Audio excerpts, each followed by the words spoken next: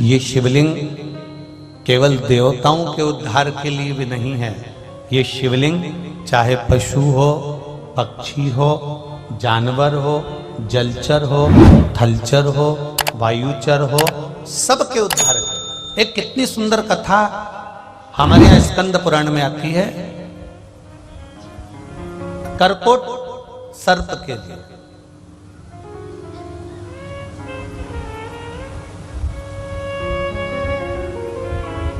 सांपों में भी एक सांप हुआ है, कारकोट सांप, कारकोट नाग, सर्प। जब जन्मेजय सर्प यज्ञ करने लगे, थोड़ा ध्यान देना, थोड़ी कथा कारकोट सर्प की है, आपके स्मरण में बैठेगी जरूर, ये पक्का है। जन्मेजय सर्प यज्ञ कर रहे हैं, सर्पों की आहुतियां दे रहे हैं, और सर्प यज्ञ कर रहे हैं, सर्पों की आहुतियां दे रहे हैं। तब कारकोट सांप नाग, उसको मालूम पड़ा कि सर्प यज्ञ में सबकी आहुतियां जा रही हैं और सर्पों को अग्नि में डाला जा रहा है, सर्पों को यज्ञ में डाला जा रहा है, आहुतियां दी जा रही है, सांपों को पकड़ पकड़ कर इन आहुतियों में दिया जा रहा है और सर्प जलकर भस्म होते चले जा रहे हैं। कारकोट को जब मालूम पड़ा तब कारकोट सांप भागा और भागकर सीधे वन में पहुंच गया।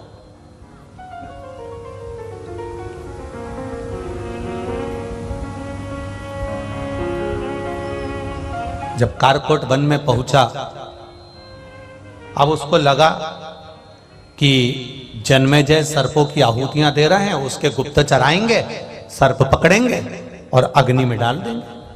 अब मैं करूं तो करूं क्या?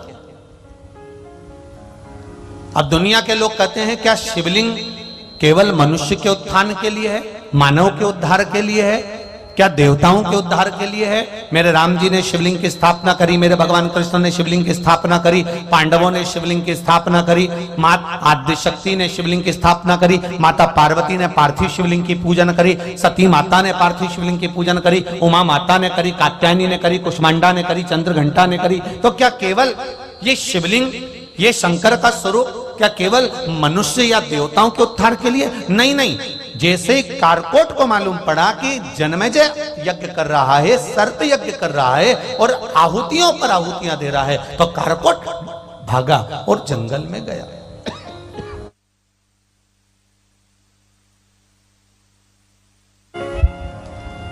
कारकोट भागा और जंगल में गया।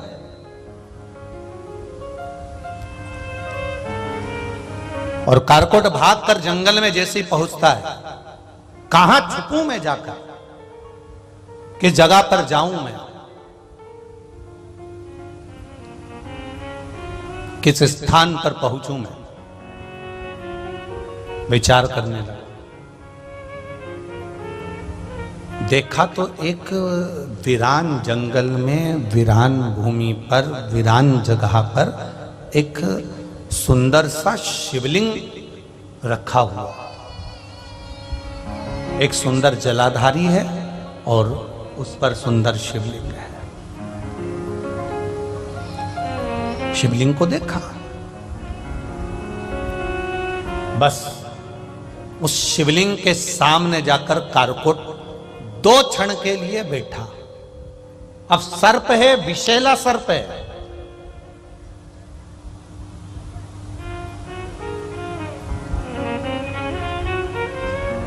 और कोई साधारण सा सर्प नहीं है, ये बड़ा भयंकर विषैला सर्प। इसका काम क्या है?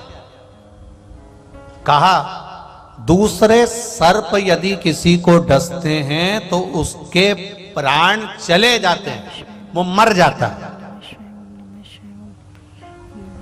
तक्षक नाग डसे मर जाए, कालिया नाग डसे मर जाए, शेष नाग डसे मर जाए, विषैले से विषैला सर्प अगर किसी को डसता है तो वो मर जाता है। पर कारकोट सर्प की एक बात बड़ी निराली है कि ये जिसको डसता है वो मरता नहीं है, केवल उसका शरीर सड़ने लगता है, उसका शरीर कुरूप हो जाता है, उसका शरीर काला पड़ जाता है और भयंकर उसके शरीर में से गंध आने लगती है, भयंकर शरीर में से। ये शरीर बेकार हो जाता है। सड़ने लगता है, बेकार, काला पड़ जाता है, बेकार हो जाता है। अब जब शरीर काला पड़ने लगे, बेकार हो जाए, तो उस मरने वाला व्यक्ति ठीक है कि वो जो शरीर सड़ रहा है वो व्यक्ति ठीक है? बोलो रे जरा, कंजरी वाले बोलो जरा, अच्छे से बोलो, कौन सा शरीर ठीक है? जो सड़ रहा है, गल रहा है, बदबू मार रहा है, जिस शरीर को हाथ लगा और उसमें खड्डा पड़ जाए, चमड़ी सड़ने लगे, बदबू मारने लगे, खाल सड़ने लगे, पानी गिरने लगे शरीर में से, पूरा शरीर बेकार हो रहा है, बदबू मार रहा है और पूरा काला पड़ गया है, तो एक सर्प वो है जो डसता है और व्यक्ति मर जाता है, और एक सर्प वो है जो डसता है और शरीर को सड़ा देता है। तो वो डसने वाला सर्प ठीक है कि ये शरीर को सड़ाने वाला सर्प ठीक है? अरे बोलो, जम के बोलो यार। वो शरीर को जो डस ले और मर जाए वो ठीक। अब ये पड़ा हुआ है, सड़ रहा है, पड़ा हुआ है, बेकार हो गया है, तो उससे मतलब क्या?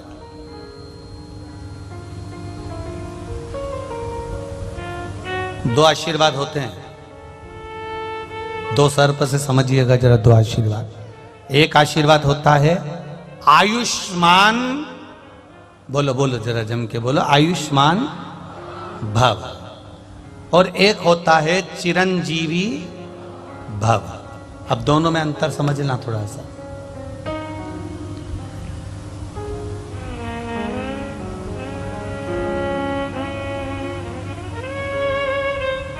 आयुष्मान भव में क्या है? तुम्हारी भगवान खूब खूब लंबी आयु करे। अब भले मुंह में सोफा सेट नहीं, और शरीर में आंत नहीं, हाथ थर थर थर थर धूज रहे, आंखों से दिखाई नहीं दे रहा, मुंह से खाते नहीं बन रहा, कानों से सुनाई नहीं दे रहा, पर बुजुर्गों ने आशीर्वाद दिया था आयुष्मान भव। मतलब अब तुम भले पलंग पर पड़े रहो, सड़ते रहो, गलते रहो, कैसे भी पड़े रहो, तुम्हें आशीर्वाद मिला है आयुष्मान भव होने का, इसलिए तुम्हारी उम्र बढ़ गई। अब पड़े रहो, गलते रहो, सड़ते रहो, जैसे पड़े हो पड़े रहो। ये तो हो गया आयुष्मान भव। अब एक होता है चिरंजीवी भव। चिरंजीवी का मतलब होता है कि जैसे तुम आज हो, जितने तंदुरुस्त आज हो, जैसे सुंदर आज हो, जैसे ताकतवर आज हो, जैसा बल तुम में आज है, मरते दम तक तुम में यह बल रहे, उसको चिरंजीवी का, वो बल तुम्हारा परमानेंट रहे। अब तुम्हें कौन सा आशीर्वाद चाहिए? नहीं नहीं, तुम तो ले आयुष, तुम तो ले, उसमें कोई दिक्कत वाली बात नहीं है, तुम्हारे को जो बल मिल जाए। आयुष्मान, तुम्हें कितनी खुशी होती है, कोई ने, सास ने कहा बेटा आयुष्मान भव, बहू खुश हो गई, सास के लिए गर्म चाय ला कर दे दी कि चलो सास ने आयुष्मान भव होने का बोला। पर जरा विचार तो करो, आयुष्मान भव होने में केवल उम्र बढ़ रही है, केवल उम्र बढ़ रही है, उसमें तुम्हारा बल नहीं बढ़ रहा, उसमें तुम्हारी युवानी अवस्था नहीं बढ़ रही, उसमें तुम्हारा आनंद सुख नहीं बढ़ रहा, उसमें केवल तुम्हारा बढ़ रहा है तो उम्र बढ़ रही है। आप मरने वाले थे 80 साल में, ज्यादा से ज्यादा 90 में मरोगे। अब 90 में मरोगे तो पड़े हुए हो, 80 के बाद में तुम्हारा जो जीवन चल रहा है, 90 के बाद जीवन चल रहा है, 100 के बाद जीवन चल रहा है, तो वह बस केवल आयुष्मान होने का जो तुम्हें आशीर्वाद मिला उसके बल पर तुम पड़े हुए। पर चिरंजीवी भव, चिरंजीवी का मतलब है जैसे आज हो तुम, जैसे सुंदर तुम आज दिख रहे हो, जैसे तुम आज नजर आ रहे हो, जैसा बल तुम में आज है, जैसी एनर्जी तुम में आज है, जैसा विल पावर तुम में आज है, जैसी प्रबलता तुम में आज है। चिरंजीवी का मतलब है कि तुम पूरे जीवन पर्यंत जब तक जियो ऐसे ही जीना, सुंदर होकर, सुखमय होकर, भगवत भजन करते हुए, स्मरण करते हुए, मंत्र जाप करते हुए, नाम जाप करते हुए, कीर्तन करते हुए अपनी जिंदगी को ऐसे ही जियो, ऐसे।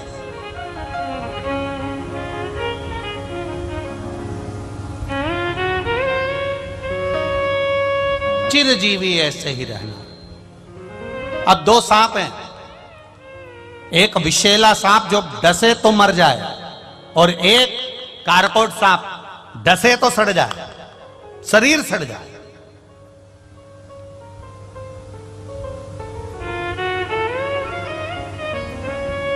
महाराज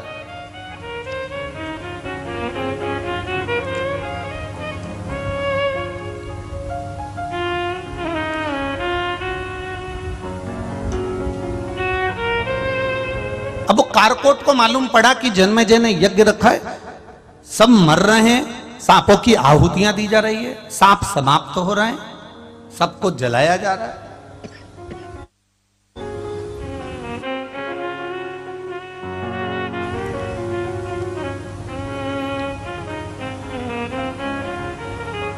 जब उसके स्मरण में आया, शिव जी के सामने, शिवलिंग के सामने जाकर बैठ गया। सामने शिवलिंग है, ये सम्मुख में बैठा है, सम्मुख में। आप बहुत ध्यान देना महाराज जी, आप जल चढ़ाएं ना चढ़ाएं, आप बेलपत्र भगवान शंकर को चढ़ाएं ना चढ़ाएं, आप शंकर भगवान को एक चावल का दाना चढ़ाएं ना चढ़ाएं, आप शंकर भगवान को एक पुष्प चढ़ाएं ना चढ़ाएं, आप शंकर भगवान को कोई सामग्री चढ़ाएं ना चढ़ाएं। शिव महापुराण की कथा यहां तक कहती है कि आप केवल देवाधिदेव महादेव के सम्मुख में, जहां तुम्हारा मन पड़े, तुम्हारे घर के नजदीक में जो शिवालय हो, उस शिवालय में जाकर केवल शंकर भगवान के सामने ही बैठ जाओगे तो तुम्हारी जिंदगी का सारा दुख अपने आप कट जाएगा। केवल महादेव के सम्मुख में पहुंच जाने पर, केवल महादेव के सामने पहुंचकर बैठ जाने पर तुम्हारा दुख कट गया।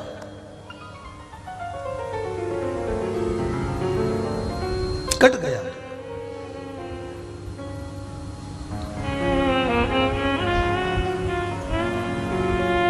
वो कहते हैं ना, मुश्किल की घड़ियों में वही हंसते हैं जिनके दिल में मेरे महादेव बसते हैं। नहीं तो कोई हंसता है क्या?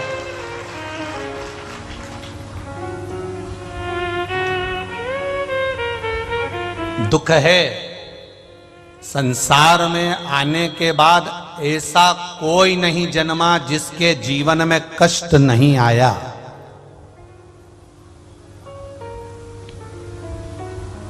ऐसा कोई नहीं जन्मा जिसके जीवन में कष्ट नहीं आया। माता के गर्भ में रहे तो भी कष्ट में रहे, जन्म लिया तो भी कष्ट में रहे, बड़े हुए तो भी कष्ट में रहे, और अंत समय में मरोगे तब भी कष्ट भोग कर ही मरना पड़ेगा, ये निश्चित है।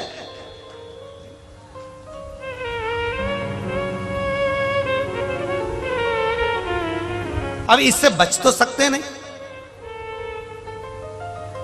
एक बार एक महिला का, एक माता का एक पुत्र मर गया, और एक पुत्र, इकलौता पुत्र था, इकलौता, और इकलौता पुत्र उस महिला का मर गया। रो रही है महिला, आंख में से आंसू बह रहा है, और नैनों से जल बहते बहते वो महिला रोती रोती वो महिला गौतम बुद्ध के पास पहुंच गई, और गौतम बुद्ध के पास जाकर उस महिला ने कहा, बाबा ओ बाबा, बाबा ओ बाबा, मामा ओ बाबा, ए संत जी, ए साधु जी, ए गुरुजन, मेरा बेटा मर गया है बाबा, मेरा बेटा जीवित कर दीजिए, मेरे बेटे को बचा दीजिए, मेरा बेटा वापिस जीवित हो जाए बाबा, ऐसी कृपा कर दीजिए। गौतम बुद्ध ने कहा, ये हो नहीं सकता। महिला कहती है, आप संत हो, आप गुरु हो, आप साधु हो, आप सन्यासी हो, आप तपस्वी हो, आप साधक हो, आप उपासक हो, सब कुछ कर सकते हो, मेरे बेटे को जीवित कर दीजिए। संत गौतम बुद्ध ने मन में सोचा, इसको कैसे समझाऊं कि ये मृत्यु है, इस पर कोई विजय प्राप्त नहीं।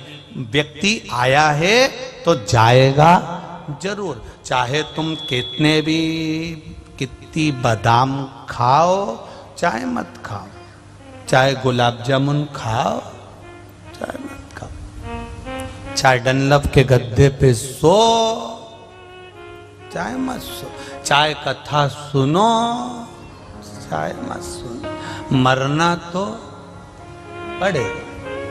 ये निश्चित है। अब गौतम बुद्ध जी से कहा इसको जीवित कर दो। गौतम बुद्ध कहने लगे ऐसा हो ही नहीं सकता, नहीं आपको जीवित करना पड़ेगा। बाबा आप संत हो, आप गुरु हो, आप साधु, आप सन्यासी, आप तपस्वी, आप साधक, आप उपासक, इसको जीवित करो। अब वो जीवित कैसे करे? गौतम बुद्ध बाबा ने कहा ठीक है, मैं इसको जीवित एक शर्त पर कर दूंगा। शर्त तुम्हें मानना पड़ेगा, पूरे नगर में जिसके घर में कभी जिंदगी में कोई ना मरा हो उसके घर से एक मुट्ठी चावल लाकर दे दो। बस वो चावल मैं इसके ऊपर डालूंगा और ये जीवित हो जाएगा। उस माँ ने सोचा बस इतने में मेरा बेटा जीवित हो जाएगा। हाँ जाओ। गौतम बुद्ध ने उस माता को भेज दिया, माँ जिसके घर में जाती है, तुम्हारे घर में कभी कोई मरा नहीं हो तो चावल दे दो, तुम्हारे घर में कोई कभी मरा ना हो तो चावल दे दो, तुम्हारे घर में कभी कोई मरा ना हो तो चावल दे दो, तुम्हारे घर में कभी कोई मरा ना हो तो चावल दे दो। प्रत्येक घर में वो माँ जाती है, सुबह से लेकर रात तक, रात से लेकर सुबह तक घूमती है, पर ऐसा कोई घर नहीं मिला जिस घर में कभी जिंदगी में कोई मरा नहीं था। क्योंकि मृत्यु अटल सत्य है, ये सत्य है और इसको कोई नकार नहीं सकता। माँ ने आकर कहा बाबा कोई घर ऐसा नहीं मिला जहां कोई मरा नहीं है। गौतम बुद्ध ने कह दिया बस यही समझाना चाहता हूं कि मृत्यु आती जरूर है, उसको कोई टाल नहीं सकता। चाहे मैं हूं, चाहे संसार का कोई व्यक्ति हो, किसी के पास करोड़ों का धन होगा तो वो भी जाएगा, और कोई रोड पर सो रहा होगा तो भी वो जाएगा, इसको कोई बचा नहीं सकता।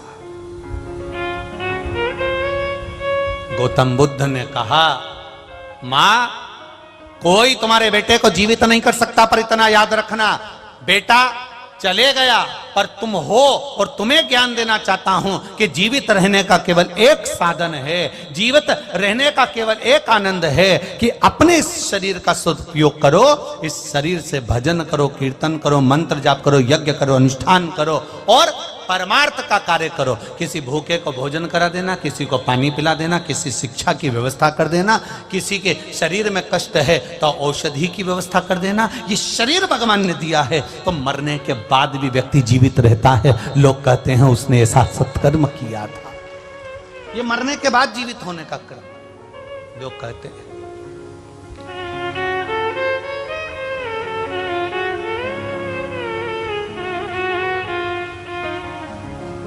करो भजन।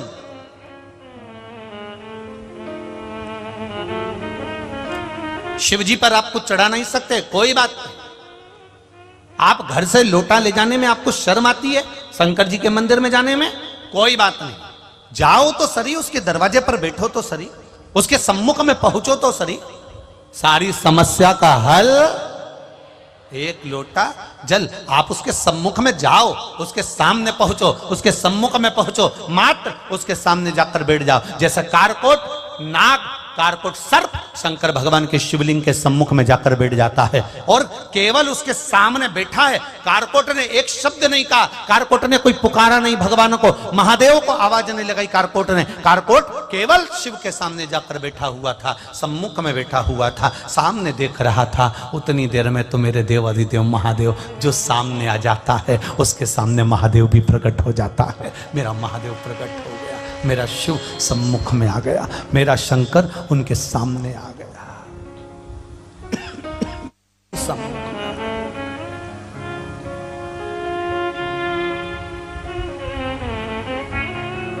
सम्मुख में देवाधिदेव महादेव प्रकट हो गए।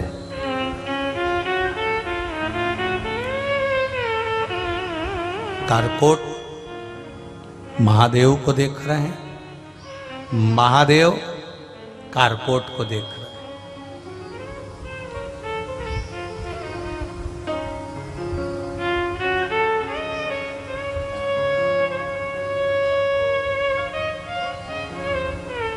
हाथ जोड़ लिए, कारकोट ने देखा, शिवजी ने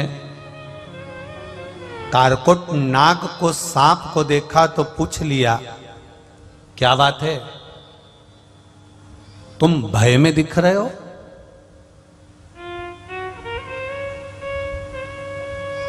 तुम्हें भय है किसी चीज का? तुम भय में दिख रहे हो, तुम्हारे चेहरे पर भय नजर आ रहा है, तुम्हारा चेहरा भय में है, तुम्हें भय नजर आ रहा है?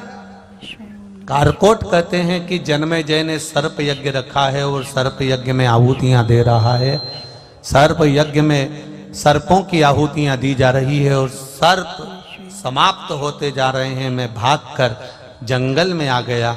जंगल में कहा जाता, आपका स्वरूप देखा, इसलिए थोड़ी देर यहाँ आकर बैठ गया। इस मन की शांति के लिए, इस हृदय की शांति के लिए आपसे भी कहूँगा, एक निवेदन आपसे भी करूँगा। जितने लोग आस्था पर सुन रहे हैं, जितने लोग फेसबुक यूट्यूब पर सुन रहे हैं और जितने लोग इस कंजरी गांव की पावन धरा पर कथा सुन रहे हैं, उनसे भी कहूँगा कि जब मन में कहीं भय उत्पन्न हो, जब लगे आपको ऐसा लगने लगे कि अब कुछ भी आगे नहीं है, मेरा जीवन अब समाप्ति की ओर है, जब आपको लगने लगे, उस समय, उस घड़ी, उस पल, उस क्षण पर आप शिव के सामने, मेरे देवादिदेव महादेव के सामने 2 क्षण जाकर बैठ जाना। बस बैठोगे, उतनी देर में बाबा महादेव स्वयं आपके दुख को हरण कर ले। बैठ जाओ उसके पास, उसके चरणों में जाकर, उसके नजदीक जाकर। मैंने तेरे ही भरोसे, ओ बाबा तेरे ही भरोसे, हवा बिच उड़ती जावांगी, बाबा डोर हटो छड़ीला में कटी जावागी, भोले मैं तेरी पतन, शंभो मैं तेरी पतन। अब सर्प कारकोट जाकर बैठ गया शंकर भगवान के शिवलिंग के सामने। केवल मनुष्य नहीं, केवल मानव नहीं, कारकोट स्वयं बैठा है देवादिदेव महादेव के सामने। शिव प्रगटे,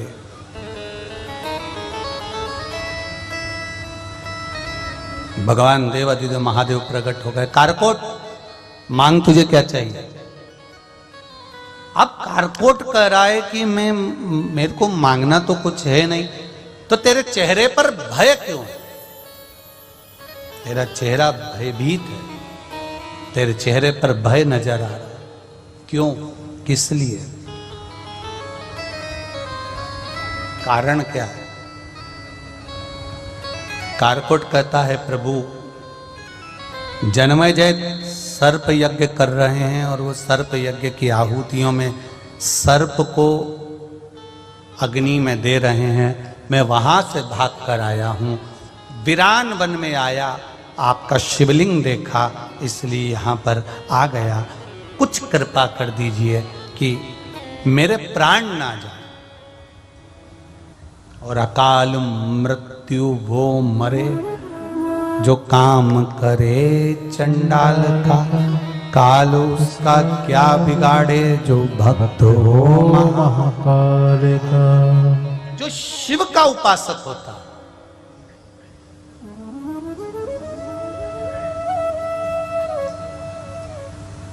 शंकर का जो उपासक होता है उसका बाल बांका नहीं होता। कितना सुंदर शंकर जी का एक नाम है, यतिनाथ। जम के बोलो जरा, कौन सा? यतिनाथ, मतलब भगवान शंकर अतिथि बने, मेहमान, तो उनका नाम हो गया यतिनाथ। आज भी जब हम किसी लड़का या लड़की का संबंध करने के लिए जाते हैं, किसी छोरा छोरी का, डिकरा डिकरी का, जब संबंध करने के लिए जाते हैं, विवाह करने के लिए जाते हैं, तो पहली बार अगर हम जानते हैं कि लड़का अच्छा है या लड़की अच्छी है और हमको ये संबंध करना है, हमको ये विवाह पक्का करना है, तो यतिनाथ भगवान शिव का नाम लेकर जाया जाता है। क्या नाम लेकर जाते हैं? यतिनाथ। जब भगवान शिव का ये नाम हम उच्चारण कर कर जाते हैं ना, तो शिव उस संबंध को अगर आपके लायक है, आपके हिसाब से है, तो शंकर भगवान उस संबंध को पक्का कर ही देते हैं। ये यतिनाथ भगवान का स्मरण। शिव का एक नाम है यतिनाथ। अब कितने भोले हैं भगवान शंकर, और उनका भक्त कितना भोला। एक आहुक नाम का भील था, जिसका नाम था आहुक। उसकी धर्म पत्नी का नाम था आहुका। अब दोनों का नाम का स्मरण कर ले आप। भील का नाम क्या है, बोलो बोलो जम के, आहुक। और उसकी धर्म पत्नी का नाम आहुका। दोनों भील हैं, वन में विचरण करने वाले, मृगा करने वाले, जीवों को मारने वाले, वंचर करने वाले, और आराम से अपनी जीविका को जीने वाले। उनके घर में कोई नहीं है, ना बच्चे हैं, ना माता पिता है, ना कोई परिवार है, ना कोई कुटुंब है। बस दोनों झोपड़ा बनाकर वन में दोनों भील रहते, दोनों भील और भीलनी रह रहे, दोनों निवास कर।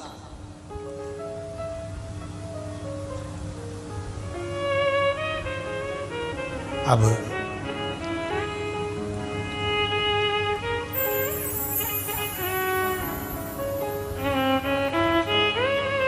जितना समय मिलता था घर से फ्री हुए, घर में काम से फ्री हुए, तो भगवान के भजन में लग गए। अब जरा ध्यान देना, बहुत समझने वाली बात है। मेरे गुजरात की बहनों से निवेदन है और भाइयों से निवेदन है, आज का जो जमाना है वो आज के जमाने में लोग अलग रहते हैं, अलग रहते हैं, तो उनके साथ ज्यादा बड़ा परिवार नहीं रहता, केवल, समझ गए क्या? हाँ, बस इतना में तो तुम समझ जाते हो। हम भी गुजरात की ये दूसरी कथा चल रही है, बड़ोदरा के बाद भैया कंजरी में गुरुजी ने बुला लिया, तो ये दूसरी कथा है। इतने में हम भी समझ गए हो तुमको कि तुम कथा समझ जाते हो जरा जल्दी हो।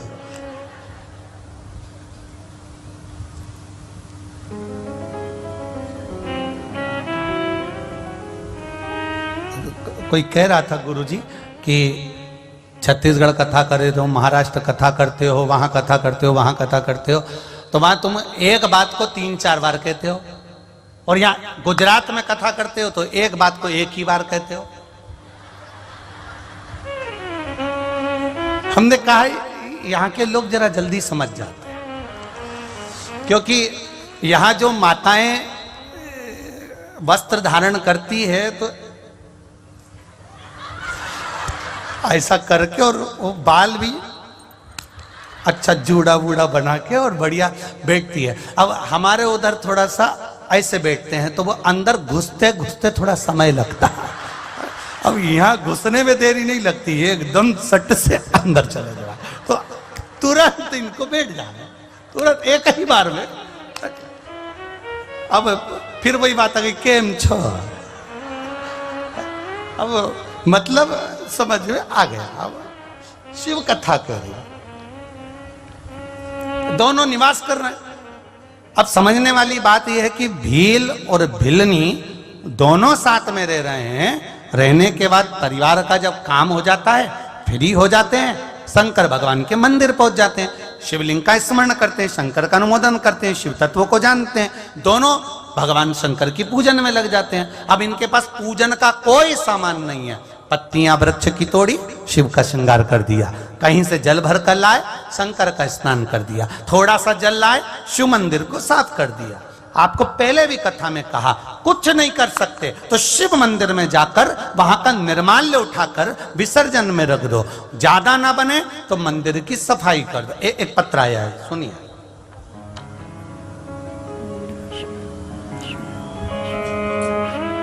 बिमला जी हैं, मैं बिमला वर्मा नोएडा से आई हूं। कहीं बैठी हो आप ही हैं? दोनों हाथ हिलाकर एक बार हर हर महादेव। मैं बिमला वर्मा हूं, नोएडा से आई हूं गुरुजी। जब हम 2021 में बाबा के कुबेरेश्वर धाम पर आए थे पहली बार 2020 में मेरा सब कुछ गिरवे रखा हुआ था। देखिए गुरुदेव, शिव महापुराण का फल क्या होता है मैं बताना चाहती हूँ। मेरे घर में बहू का मंगलसूत्र, मेरे कानों की बालियां, बच्चों का जो भी सामान था, चांदी की बच्चों की पायल, गले का मंगलसूत्र, कान की बाली, कोई सामान हमारे घर में नहीं था, सब गिरवे में रखा हुआ था। मकान, जमीन, जायदाद कुछ भी नहीं। मेरा बेटा वृंदावन में ही काम करता है, उसका काम धंधा भी बंद हो गया था, कुछ भी नहीं था। इतने कर्जे में लदालुम हो गए, इतने कर्जे में लदालुम हो गए कि कई बार तो विचार कर लिया कि रहना ही नहीं। फिर एक बार टीवी पर शिव महापुराण की कथा सुनी और कथा सुनते ही मन में विश्वास जागृत हुआ। सीहोर गए, कुबेरेश्वर बाबा की धरा पर कथा सुनी, विनती करी और निवेदन करा, बाबा आप कंकर शंकर के रूप में विराजमान होते हो। शिव महापुराण में गुरुजी कहते हैं कि जो मांगा जाता है वो देता है। मेरा कर्जा पूरा चुकवा दीजिए। घर में मंगलसूत्र तक मेरे गले में पहनने के लिए नहीं, मेरी बहू के गले में भी मंगलसूत्र पहनने को नहीं, कान में बाली नहीं। सब हंसते हैं बाबा। बाबा मैं ये 2022 की इस कथा में कंजरी गांव में इसलिए आई हूँ क्योंकि मेरे बाबा ने जो 2020 का कर्जा था 2021 से चुकाना चालू कर दिया और आज 2022 में पूर्ण तरह से कर्जे से मुक्त हो गई। तो मैं यहाँ प्रणाम करने आई हूँ। बैठिए बहन। श्री शिवाय नमस्तुभ्यम। मैं नोएडा से आई हूँ, बाबा को प्रणाम करने के लिए आई हूँ और बाबा से विनती करने आई हूँ। मेरी एक तमन्ना है कि मैं भी नोएडा में एक शिव महापुराण की कथा कराऊं। ये बाबा से विनती करूं। शिव तत्व है शंकर।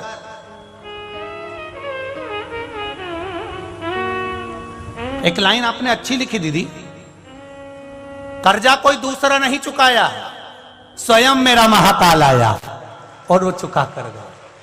आज मैं वापिस मंगलसूत्र और बालियां पहन रही हूं। ये शिव की कृपा है, ये शिव की उदारता है, शंकर की कृपा। सारी समस्या का हल एक लोटा जल। आप शिव तत्व को जानो, शंकर की उदारता, शंकर का गुणगान, शिव की भक्ति।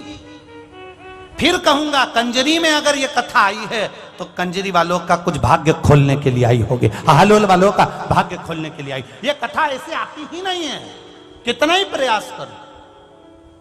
वो तो ना जाने ये दोनों बहनों की कौन सी बुद्धि फिरी थी है? और ये गुरुजी के पास पहुंच गई और गुरुजी ने इस कथा को यहां पर पकड़ कर लिया है। ये प्रभु की कृपा है। बहुत मुश्किल, बहुत मुश्किल।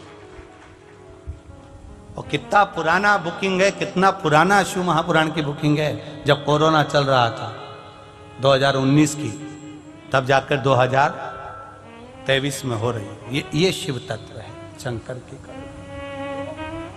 कब की बुकिंग अब कथा हो रही है, ये शिव तत्व है। मैंने तेरे ही भरोसे ओ बाबा, तेरे ही भरोसे हवा विच उड़ते जावांगे बाबा, डोर हटो छड़ेला मैं कटी जावांगी। भोले मैं तेरी पतन, शंभो मैं तेरी पतन, हवा विच उड़ते जावांगे बाबा, डोर हटो छड़ेला मैं कटी जावांगी। ये शिव तत्व है, ये शंकर और उसकी उदारता। आहुक आहुका दोनों रह रहे हैं, काम होने के बाद शंकर की आराधना कर रहे हैं। ये हमको सीखना है। परिवार में रहो, भले दो ले रहे हो, एक फ्लैट में आप रह रहे हो, आपके बच्चे रह रहे हैं, कोई नहीं रह रहा, घर का जब सारा काम समाप्त हो जाए, घर का पूरा फैलारा जब उठ जाए, घर का पूरा कार्य हो जाए, फ्री हो जाओ, तब 1 मिनट, 1 क्षण, आधा घंटा, 5 मिनट, 10 मिनट, जितना तुमको मिल जाए। हमारे संतों ने तो हमको 24 घंटा दिया है भजन करने को। 24 घंटे नहीं कर सकते तो कम से कम 12 घंटा कर लो। 12 घंटा तो सीओर वाला महाराज ही नहीं करता, तो तुम कैसे करो?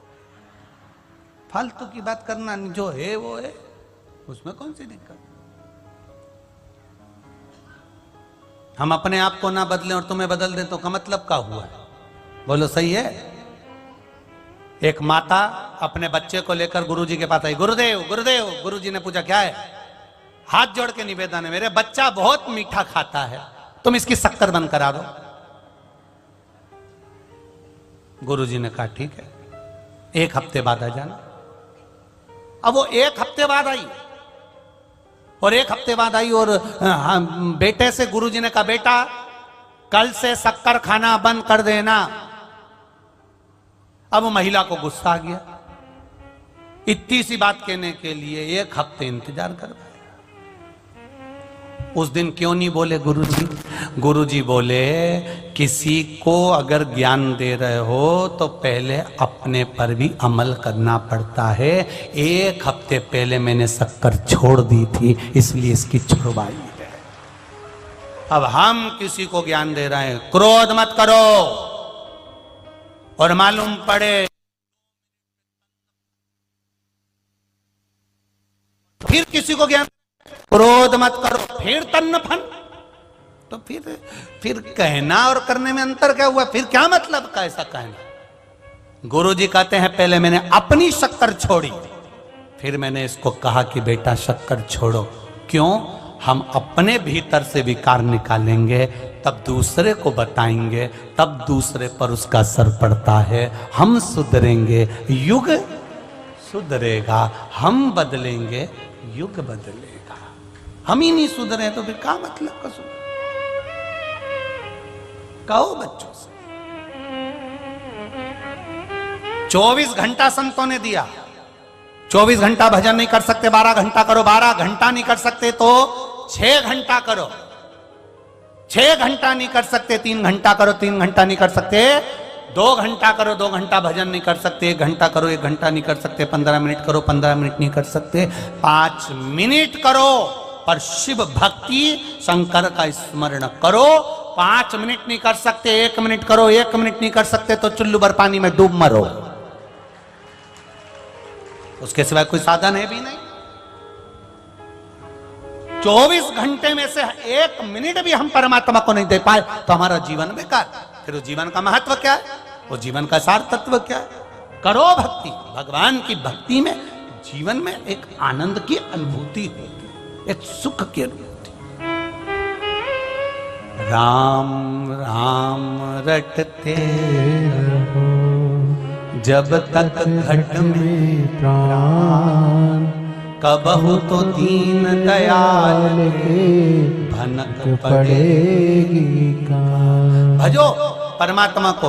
आहुक और आहू का दोनों शिव भक्ति करते हैं, जैसे ही समय मिलता है शंकर की भक्ति में डूब जाते हैं। आपको भी जैसे समय मिले शिव भक्ति करना प्रारंभ कर दो। कुछ नहीं बने 15 मिनट कथा सुन लो, नहीं बने टीवी भी नहीं है तो मोबाइल पर सुन लो, नहीं बने तो श्री शिवाय नमस्तुभ्यम का जाप कर लो, ये भी ना बने पंचाक्षर मंत्र जप लो नमः शिवाय, ये भी ना बने तो षडाक्षर मंत्र जप लो ओम नमः शिवाय, ये भी ना बने तो द्वादशाक्षर मंत्र जप लो ओम नमो भगवते वासुदेवाय, ये भी ना बने तो 2 अक्षर का मंत्र जप लो राम का स्मरण कर लो, ये भी ना बने तो 2.5 अक्षर का मंत्र श्री कृष्ण का जप कर लो। पर करो इस चित्त को, इस चिदानंद को, इस वृत्ति को, इस मन को परमात्मा में थोड़ा ना थोड़ा रमाने का प्रयास करो। क्यों? जब हम रमेंगे उस समय तो वो हमारी ओर दृष्टि अवश्य करेगा, ये निश्चित है। हम जपेंगे, हम बोलेंगे तो वो हमें देखेगा। एक प्रैक्टिकल करो, तुम यहां से जाती जाती आवाज लगा देना, कोई आगे चल रहा हो उसको, ए भानु फिर आवाज लगाना, ए भानु, फिर आवाज लगाना, ए भानु, फिर आवाज लगाना, ए भानु। इतनी देर में जो भानु होगा वो मुड़कर जरूर देखेगा।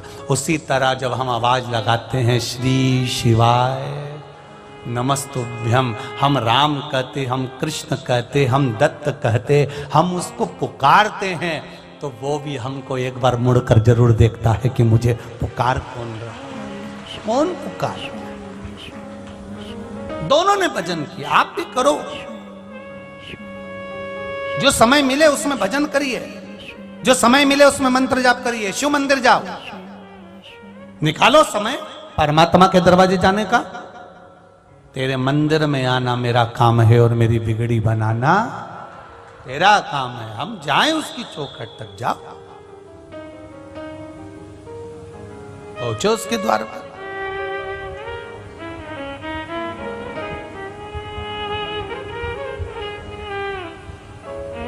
महाराज शिव जी की आराधना में इतने डूब जाते थे ये भील और भिलनी, इतने डूब जाते थे कि नारद जी ने देखा इनको भजन करते हुए, साधना करते हुए। सबकी भक्ति अलग अलग है। रावण भगवान शंकर को स्तुति कर पाता था, बाणासुर शंकर भगवान को कभी स्तुति नहीं करा, केवल शंकर जी के मंदिर में जाता था और कूदना चालू कर देता था, कूदता था, नाचता था, नगाड़े बजाता था, मृदंग बजाता था, मंजीरे बजाता था, डमरू खड़काता था। ना बने तो दोनों होठों के बीच में उंगली को लेकर, देखा है? अरे बोलो तो जम के। वो भी ना बने तो दोनों गाल को, ये गाल दोनों को बजाता था। ये भी ना बने, कैलाश पर्वत पर जाकर दोनों हाथों से ताली बजाता था।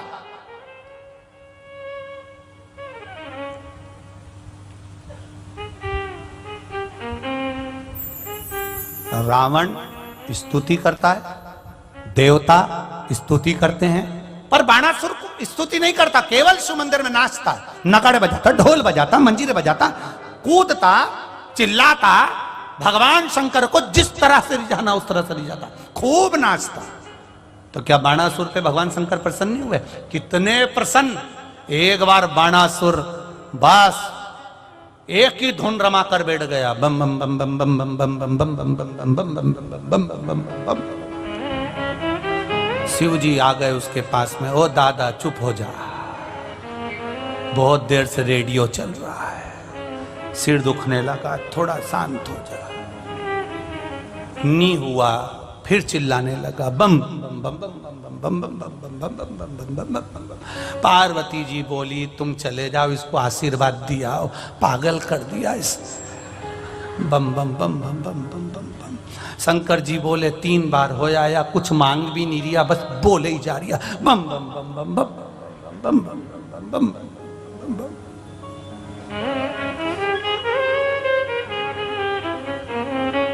शंकर भगवान ने गणेश जी को भेजा, जा बाणासुर को क्या चाहिए जरा देख के आओ। गणेश जी महाराज गए, सूंड में भरा पानी बाणासुर पे छोड़ दिया। जैसे ही बाणासुर पे छोड़ा तो बाणासुर के सारे केस खुल गए, और खुलने के बाद बाणासुर फिर चालू कर दिया, बम बम बम बम बम। अब जो पानी केस में लगा था वो महादेव पर बम बम बम बम। अब जैसे कोई कपड़ा पानी का और निचोड़े फटकी किसी के सामने। अब ये भगवान शंकर ने गणेश जी को वापस बुलाया, इधर आ जा, इधर आ, इधर आ। क्या करके आया? कि पानी छोड़ी आया उसके ऊपर। अरे तू उस पे छोड़ के आया, वो मुझे पे छोड़ दिया, तुझे ये करने का कौन ने बोला था? पिताजी गलती हो गई। सदानंद कार्तिकेय को बुलाया, कार्तिकेय जी। सदानंद कार्तिकेय आके बोले पिताजी ये बम बम बम बम।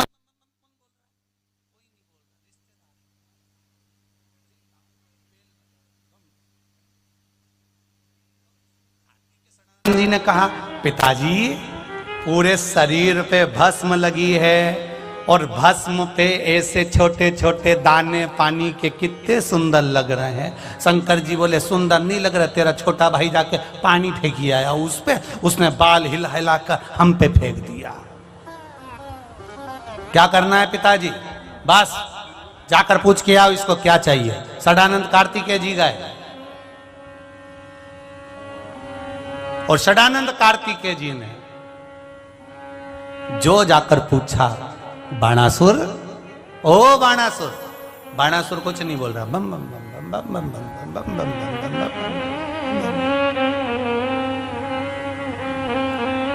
षडानंद कार्तिकेय जी का हाथ पकड़ा बाणासुर ने, उनको भी बिठा लिया। करेंट इतना तेज था बाणासुर का कि षडानंद कार्तिकेय 6 मुंह से चालू हो गए, बम बम बम बम बम बम बम बम बम। अभी 2 स्पीकर थे, अब इतने लगे सब बम बम बम बम बम बम बम। अब पार्वती जी बोली कुछ ज्यादा ही गड़बड़ी हो रही है, बहुत भयंकर नाद हो रहा है, चिल्लाए जा रहा है। शंकर भगवान पहुंचे और शिव जी ने जो जम के चिल्लाया, डमरू बजाकर जो अकलक जगाया। बाणासुर उठे, प्रभु आप। शंकर भगवान बोले हम तो 3 बार आके चले गए, तुम ही नहीं उठ पाया। प्रभु बस आपका दर्शन हो गया नाथ। शिव जी ने कहा मांग ले, तुझे क्या चाहिए? क्या मांगूं?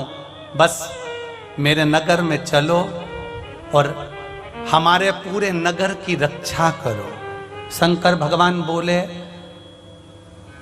एक कथा मेरे को पहले की याद है, राजा बलि के दरवाजे पर भगवान विष्णु द्वारपाल बने थे और तू मेरी वही हालत करने वाला है।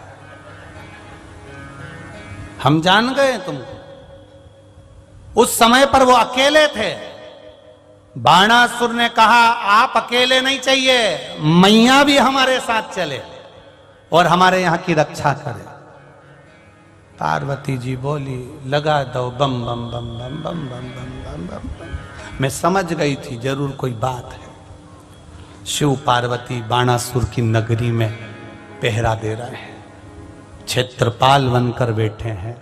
एक दिन बाणासुर की छोरी उषा बाणासुर के पास आई और आकर बोली पिताजी। पिताजी बोले क्या है बेटी? मेरे को कोई संगीत सिखाने वाला नहीं है, मुझे संगीत कौन सिखाएगा? बाणासुर ने कहा इतनी दूर जाने की जरूरत क्या, घर में ही टीचर है। कौन? पार्वती जी।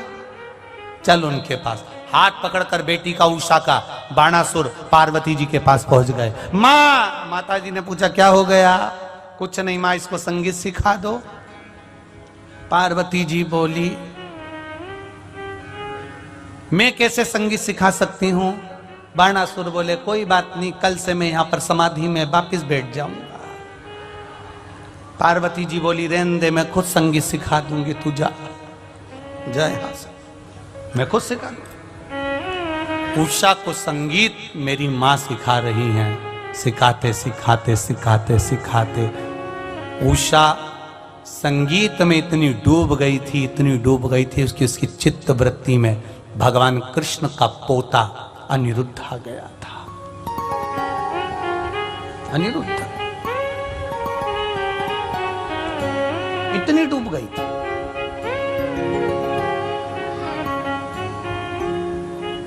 चित्तवृत्ति में इतना बल, इतना आनंद।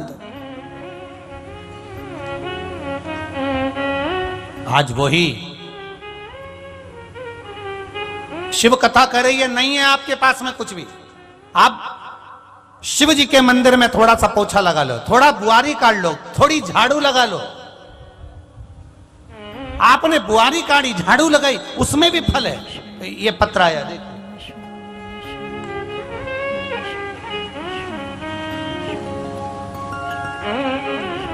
श्रीमती ममता ग्वालियर से कहीं बैठी हो तो हाथ हिलाइएगा। श्रीमती ममता ग्वालियर से हैं।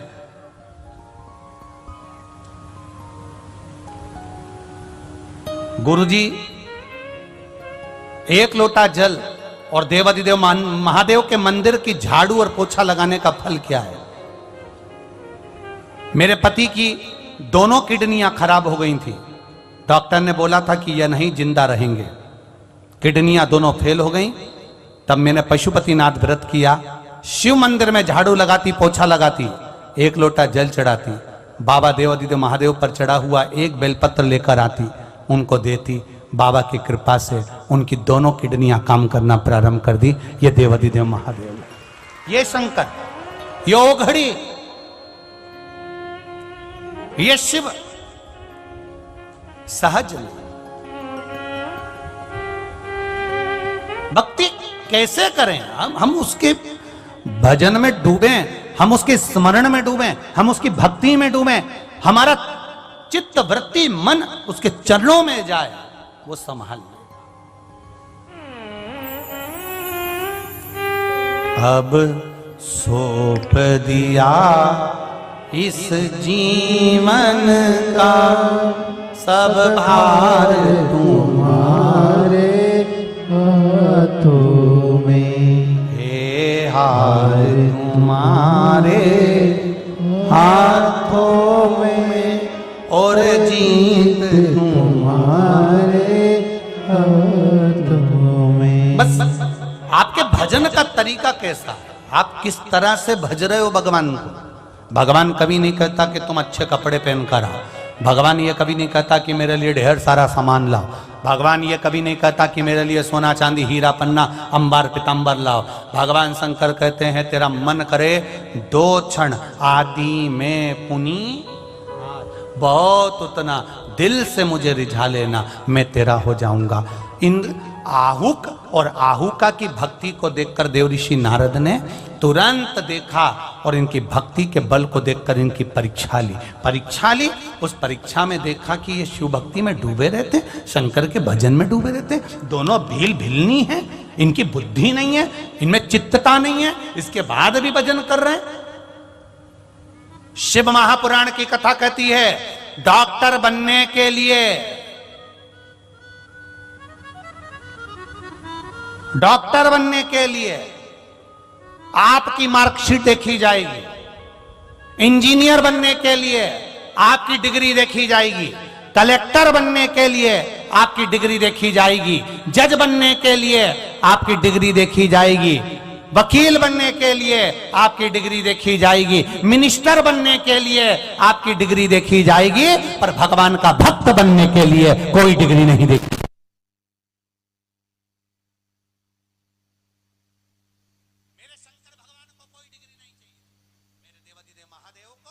हमारी कोई डिग्री का काम नहीं है। ध्रुव जी महाराज, प्रहलाद जी महाराज, मीराबाई, कर्माबाई, नामदेव, तुकाराम, मुक्ताबाई, कर्माबाई, रामकृष्ण परमहंस जी, चैतन्य महाप्रभु जी, श्रीमद वल्लभाचार्य जी, श्री रामानुजाचार्य जी, श्री निम्बकाचार्य जी, डिग्री नहीं, भक्ति चाहिए।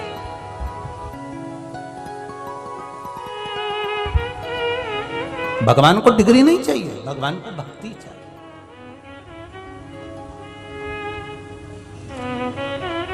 शिव जी को क्या चाहिए? तुम कितने पढ़े लिखे हो, शंकर भगवान को मतलब नहीं है। बहुत पढ़ा लिखा व्यक्ति मरता नहीं है क्या? अरे बोलो तो रे कंजरी वालों, बोलो तो सही।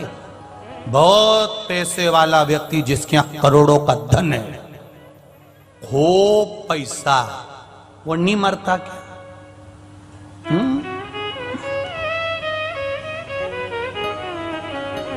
ज्ञानी भी मरता, ज्ञानी भी मरता, करोड़पति भी मरता, रोड़पति भी मरता, पहलवान भी मरता और निर्बल भी मरता, खूब डेंटिंग पेंटिंग वाला भी मरता और बिना डेंटिंग पेंटिंग वाला भी मरता।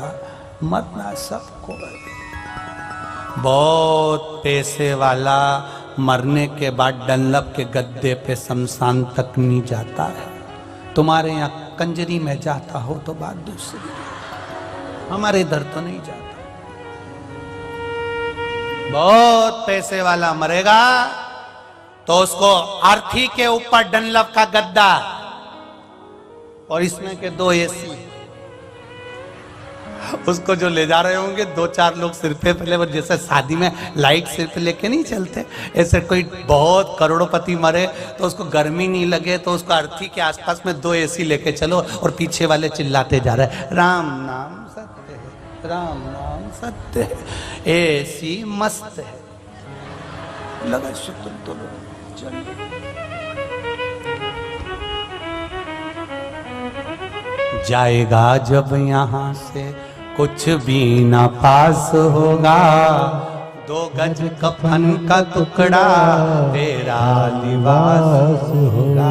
हमेशा क्वालिटी का सामान पहनता रहा, कपड़े भी कंपनी के, घड़ी भी कंपनी की, जूते भी कंपनी के, हेट भी कंपनी का, बूट भी कंपनी का। मरा तब कफन कौन सी कंपनी का था? कफन की कंपनी नहीं है। वो तो बस जाके रोते रोते कह दिया काका जी निपटी गया। अच्छा, बताना भी नहीं पड़ता, कपड़े सिलवाओ तो बताना पड़ता है आस्तीन 3 की, 4 की, कुर्ता की लंबाई 6 की कि 5 की, पर मरने वाले का तो जाके बोल दो बस मर गया। कपड़े वाला भी नहीं पूछेगा कि कितना लंबा था, उसको मालूम है पहले से, उसने काट के पहले ही दे दिया। लो, अब यहाँ तो नाप भी उसके पास में है, कितना चतुर है कपड़े वाला, तुरंत कटा कटा। अब वहां किसी ने नहीं पूछा रेमांड का है। हमारे काका जी तो बिना रेमांड के रह ही नहीं पाते थे, अब इनको रेमांड का कफन दे दो। दुकान वाला बोलेगा ले जाओ ले जाओ, जेई जो है वो ले जाओ।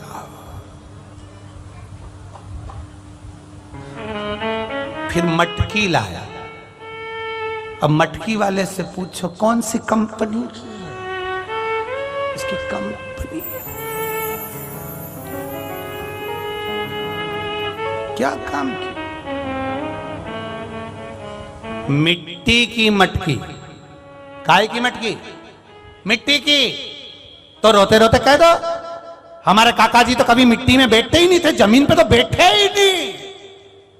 हम भी मटकी मिट्टी की नहीं ले जाएंगे, चांदी की लाओ।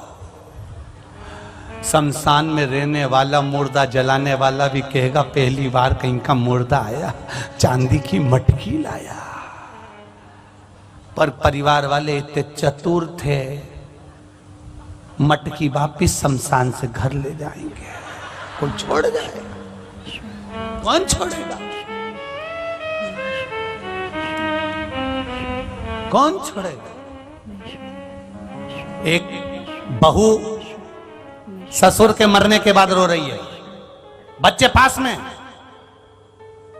सब कह रहे हैं ससुर जी के कपड़े बाहर फेंक दो, जिस पे सोए थे वो चादर और गादी भी, अरे बोलो तो जम के, बाहर फेंक दो। सब सामान फेंक दिया।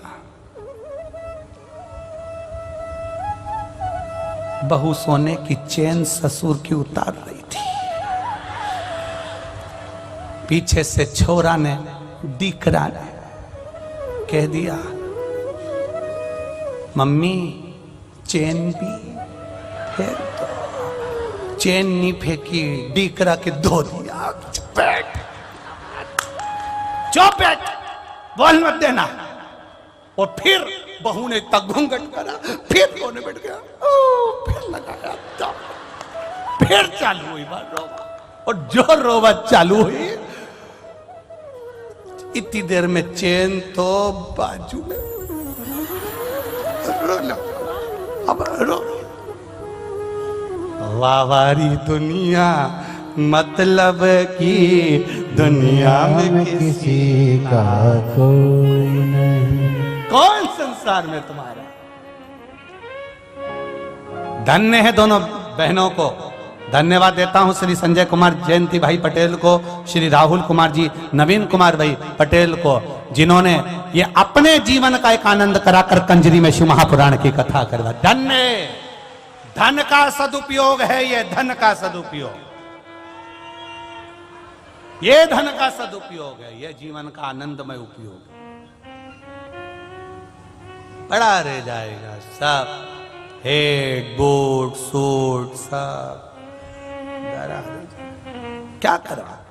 देवऋषि नारद ने परीक्षा ले ली, आहू को राहुका की परीक्षा में पास हो गए, शिव भक्ति में लगे हुए हैं, इनकी भक्ति करने का तरीका अलग है, ये कुछ भी कर सकते हैं शंकर भगवान के लिए, सर्वस्वता। मंदिर जाते हैं, शिव को एक टकटकी देखते रहते हैं, चढ़ाने के लिए जल भी नहीं, बेलपत्र भी नहीं, पुष्प भी नहीं, चावल का दाना भी नहीं, केवल शंकर भगवान को दर्शन कर रहे हैं, टकटकी लगाकर देख रहे हैं, शिव को देख रहे हैं, उसके सिवा कुछ भी नहीं। जैसे कारकोट नाग शंकर भगवान को देख रहा था, वैसे ही आहू और आहू का शिव जी के मंदिर में केवल शंकर को निहारते रहते हैं, देखते रहते हैं, केवल देख।